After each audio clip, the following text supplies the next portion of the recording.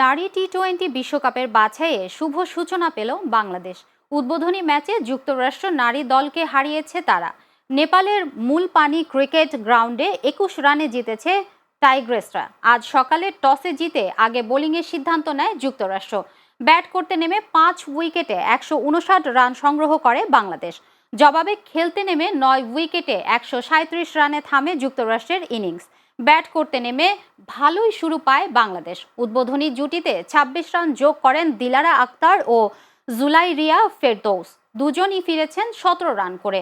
Dilara out হওয়ার পর শারমিন আক্তার ক্রিজে নেমে খেলেন সর্বোচ্চ ইনিংস। 39 বলে 8, 4 ও 1 ছক্কা মেরে করেন 63 রান। যুক্তরাষ্ট্রের হয়ে 3 উইকেট নেন মাহি মাধবন।